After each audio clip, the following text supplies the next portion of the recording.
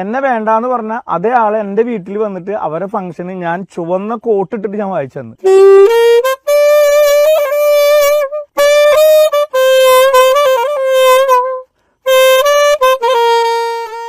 എന്ത് തൊഴിലിനും അതിൻ്റെതായ മാന്യതയുണ്ട്. നമ്മൾ ആരെയും നമ്മൾ കക്കാനോ അല്ലെങ്കിൽ നമ്മൾ പിടിച്ചു പറിക്കാനോ ഒരു കൊലപാതകമോ അങ്ങനെയൊന്നല്ലല്ലോ നമ്മൾ ചെയ്യുന്നത്.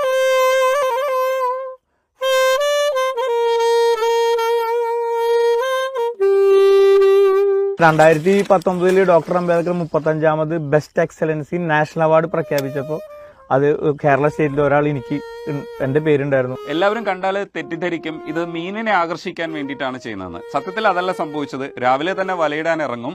ആ സമയത്ത് ഇടവേളകളിൽ സാക്സോഫോൺ പഠിച്ചെടുത്തതാണ്. ആ സാക്സോഫോൺ പഠിച്ചെടുത്തതിന് പിന്നിലൊരു കഥയുണ്ട്.